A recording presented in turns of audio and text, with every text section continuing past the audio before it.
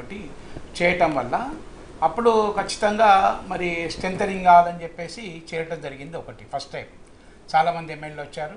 తర్వాత ఇంకోటి ఏంటంటే భేదం ఏంటంటే మీరు ఫస్ట్ వచ్చిన వాళ్ళందరూ కూడా మరి కాంగ్రెస్ నుంచి కానీ టీడీపీ నుంచి కానీ అదేవిధంగా సిపిఐ నుంచి కానీ ఎవరు వచ్చినా కూడా తర్వాత జరిగే ఎన్నికల్లో కారు గుర్తుతో పోటీ చేసి గెలిచారు. అంటే ప్రజలు ఆమోదం తెలిపినట్టే కదా. ఇప్పుడు పార్టీ నుంచి ఫిరాయించినా కూడా సెకండ్ టైం ఎలక్షన్లో వాళ్ళకే టికెట్ ఇవ్వటం వల్ల మళ్ళీ గెలిచారు కనుక ప్రజామోదం పొందింది. ఇప్పుడేంటి ఇప్పుడు బీర్లాయర్ కానీ పొంగులేటి గారు కానీ 26 మంది వస్తారని చెప్పి ఒక మైండ్ గేమ్ పార్లమెంట్ ఎలక్షన్ ముందర మైండ్ గేమ్ ఆడుతున్నారు ఈరోజు. ఖచ్చితంగా పోయినలో ఓకే మీరు అన్నట్టు ఏంటంటే అధికారం కొరకు ఇప్పుడు అన్ని పార్టీల గౌరీశంకర్ గారు చెప్పిన ఒక మాట అన్నారు, ఎథిక్స్ లేవు రాజకీయాల్లో, ఏ పార్టీ కూడా ఎథిక్స్ లేవు.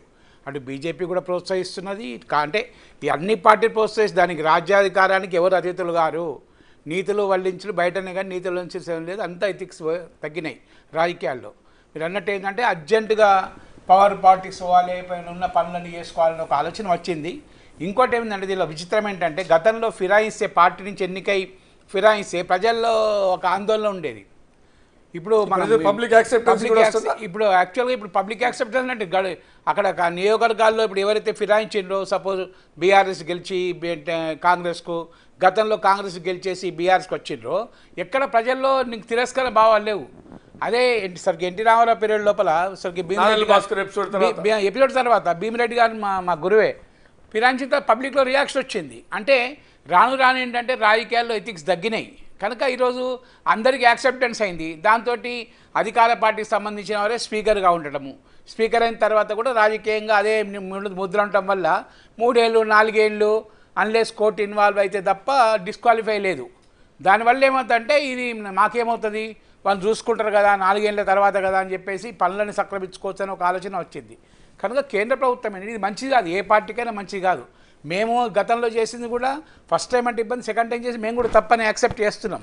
కాకపోతే అప్పుడు వరుసగా వచ్చిండ్రు వాళ్ళు. ఇప్పుడు ఓకే ఇప్పుడు గౌరవ ముఖ్యమంత్రి అంటున్నారు మేము వాళ్ళే వస్తున్నాం అన్నట్టు, కానీ అప్పుడు మేము స్వయంగా చూసాం కనుక వరుసగా వాళ్ళే వచ్చిండ్రు. వచ్చిన వాళ్ళని పోనీయలేదు.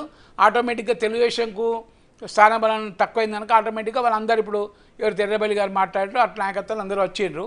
అప్పుడు ఎవరిని ప్రలోభ పెట్టలేదు, ఏం లేదు. ఏదేమన్నప్పటికీ కూడా ఒక పార్టీ నుంచి ఎన్నికై ఫిరాయించుడు మంచిది కాదు. కేంద్ర ప్రభుత్వం ఖచ్చితంగా ఈ ఫిరాయింపు చట్టాన్ని పదును పెట్టాలి.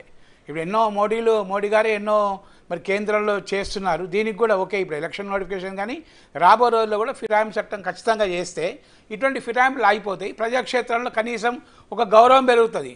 ఒక పార్టీకి ఓటు ఇచ్చిన వ్యక్తి మా పార్టీలో ఉన్నాడన్న కార్యకర్తలకు అభిమానం ఉంటుంది. ఇటువంటి ఇబ్బందులు ఉండే కనుక ఖచ్చితంగా ఫిరాయింపు చట్టం పదును పెట్టాలి. దీనికి అవసరమైతే కేంద్ర ప్రభుత్వం రాబో రోజు చట్టసభను చేయాలి ఏ ప్రభుత్వం వచ్చినా కూడా. ఇప్పుడు ముఖ్యంగా 26 మంది 23 మంది అయితే అయి మొత్తం సిఎల్పి టీఆర్ఎస్ ఎల్పి మొత్తం కలుస్తున్నా అన్నది అవాస్తవము. ఎవరు పోయిన వాళ్ళు ఒకరిద్దరు పోయినారు, ఇంకా మేబీ టచ్లో ఉండడం వాళ్ళు చెప్తున్న వాళ్ళ ఇన్ఫర్మేషన్ కానీ టీఆర్ఎస్ ఎల్పి ఖచ్చితంగా కాంగ్రెస్ విల్లం కాదు. ఎవరు కూడా రాబో రోజులు ఎవరు పార్లమెంట్, ఎందుకంటే ఇప్పుడు నిన్న పార్లమెంట్ సమావేశాలు జరుగుతున్నాయి. అందరూ ఆల్మోస్ట్ అందరూ అటెండ్ అవుతున్నారు. ఎక్స్ఎమ్మెల్యేలు హైదరాబాద్ నుంచి గెలిచిన ఎమ్మెల్యేలు అందరూ కూడా మీటింగ్లు అటెండ్ అవుతున్నారు.